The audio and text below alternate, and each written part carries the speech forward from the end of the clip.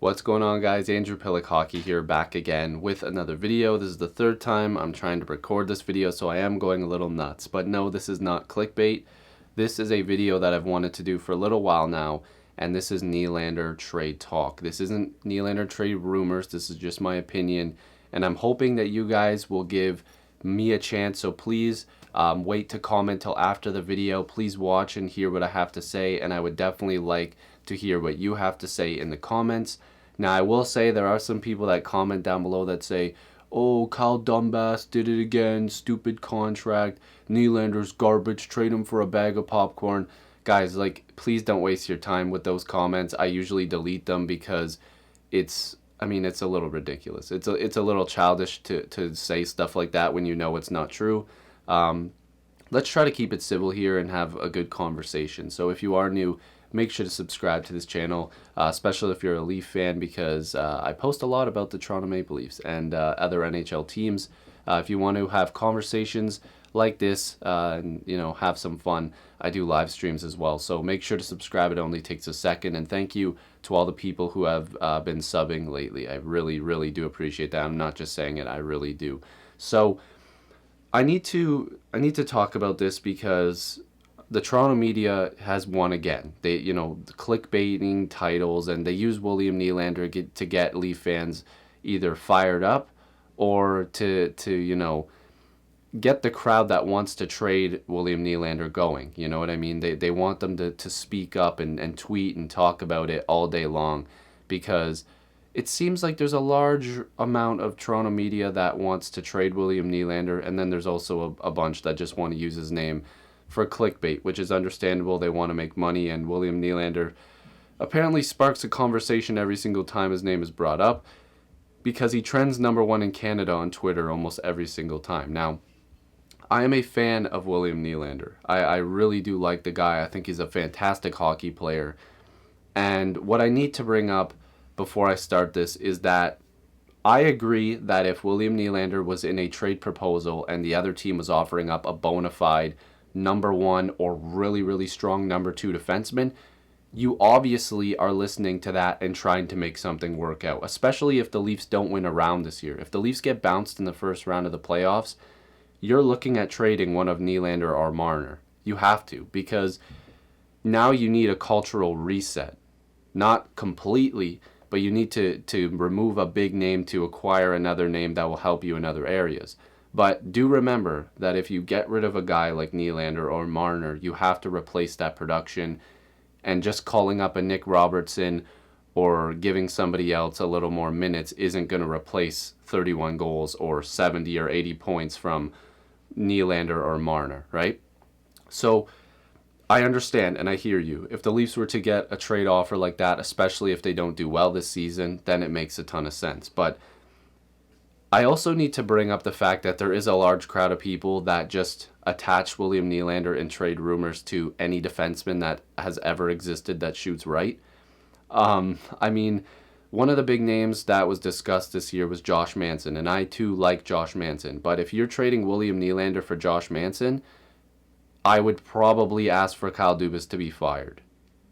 Like, we're talking, that would be a bad trade. Like, I don't think you guys get the type of value that William Nylander has. His contract is not nearly as bad as people think it is. It's actually, behind Austin Matthews, because he's incredible. Might be the best long-term value contract that the Leafs have, because Nylander scores the lights out. He's still young, and he's doing just fine. Actually, he's doing great.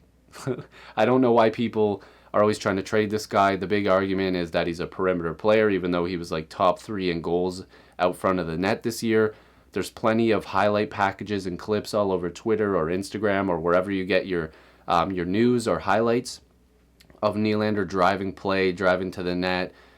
He's a very, very good player in the neutral zone. All you have to do is look at numbers and watch video. It's not just the analytics, it's the eye test. You can see, and sure, he has his moments getting back on defense and not playing well, but we've got people comparing Nylander being traded to the Leafs losing out on Connor Brown and Kasperi Kapanen and Andreas Johnsson. It's like, guys, I love all three of those guys, But please stop telling me that any of them are even close to William Nylander's skill level or talent or anything.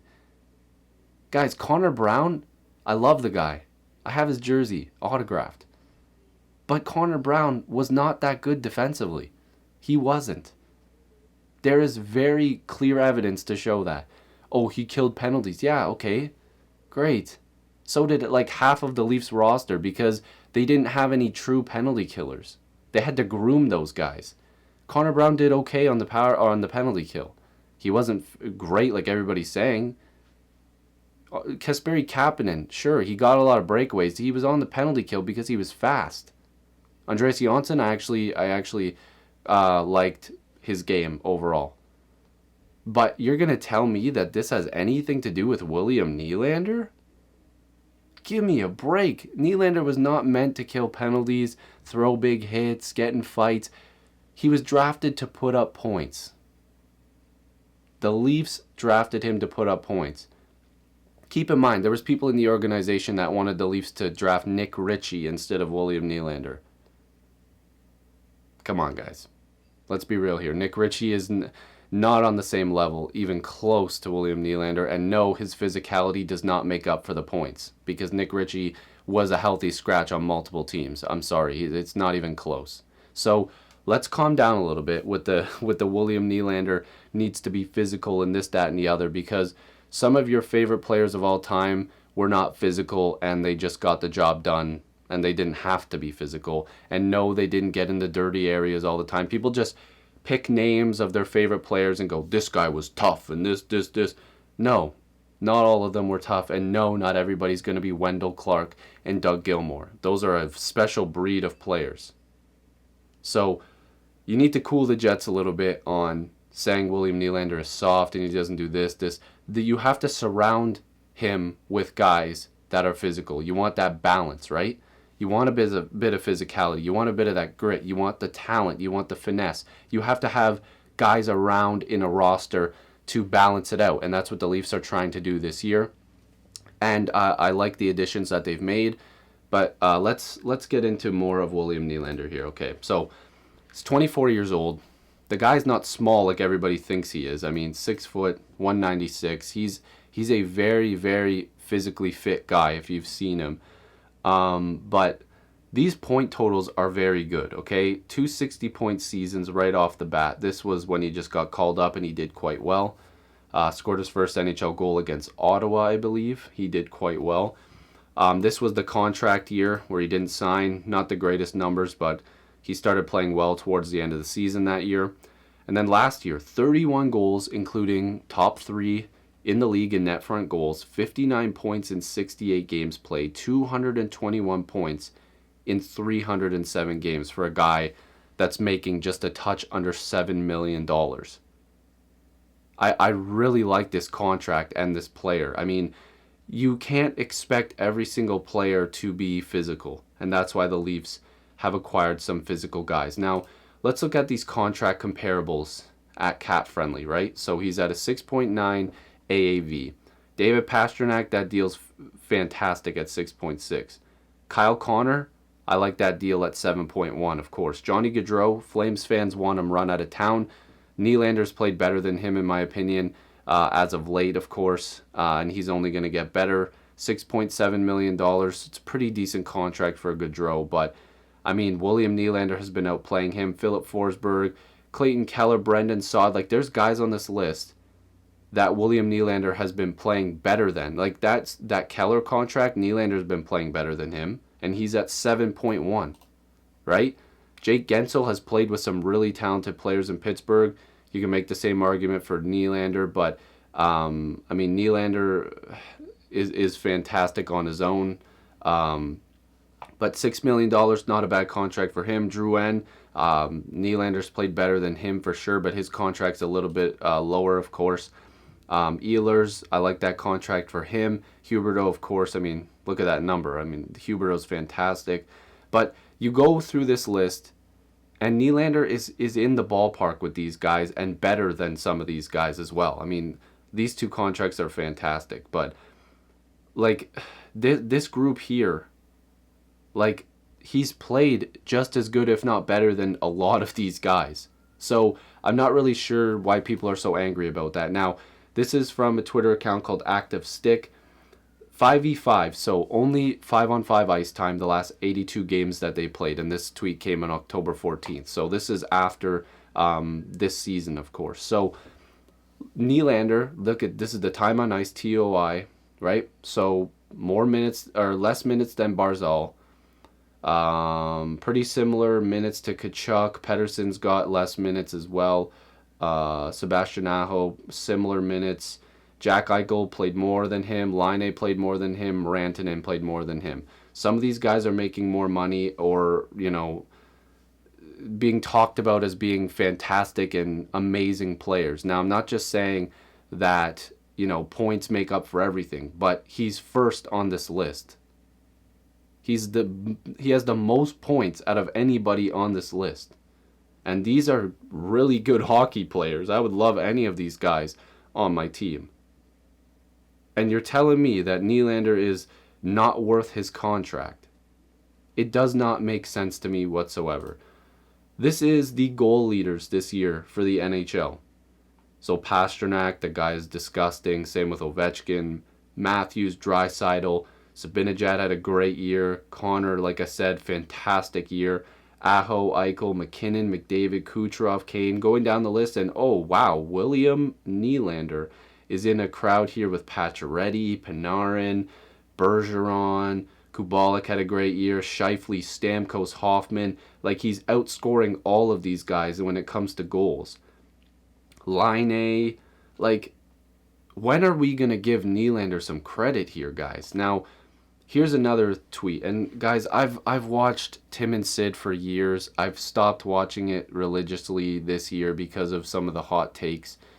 But Sid Sixero's first reaction to the Leafs signing Joe Thornton was that the Leafs should now trade William Nylander.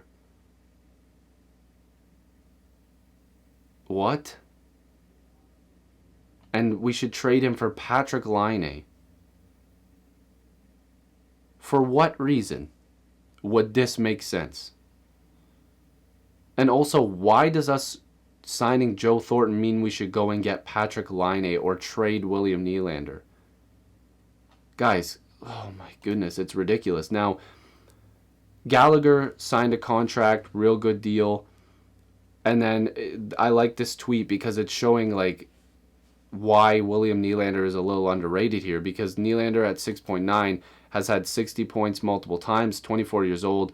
Gallagher, who also has a good contract at 6.5, hasn't hit 60 points yet, and he's 28. Now, I do like Brendan Gallagher. I think he brings a lot of things to the table. But this tweet here is what made me laugh, is that he's asking for people to just respond to him here, because he's saying he's one-dimensional, no spirit, this, that, and the other. That's why he's not loved by the diehard fans, which is not true at all. I'm a diehard fan, so Carm, do not tell me who's a diehard fan. Please, for the love of God, please never tell me anything.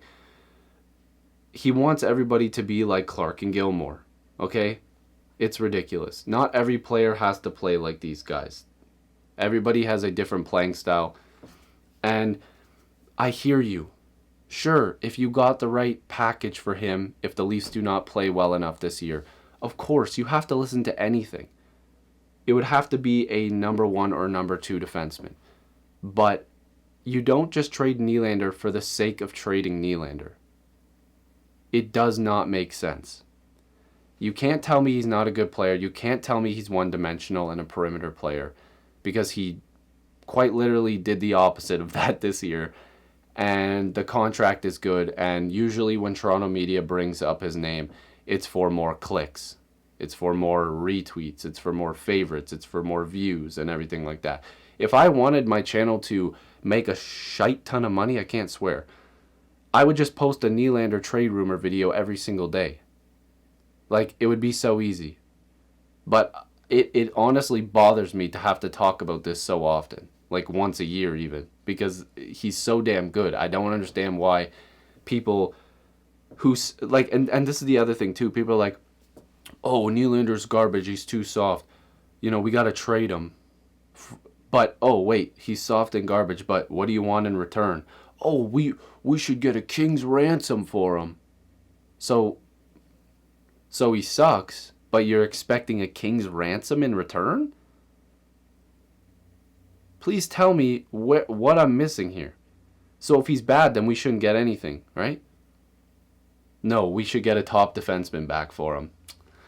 You're so smart. A crappy player in your eyes means we should get back an amazing defenseman. Makes sense, right?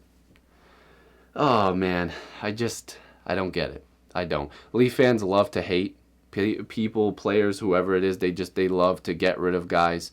But I'm not one of those people. So your tweets, my tweets, anybody, if we all don't like a certain player, I'm just letting you know that Kyle Dubas is not going to read your tweets and think, I better trade him. So save it, please.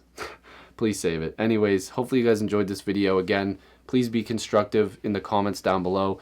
I do hear you, and I will listen, okay? I appreciate you guys. Peace.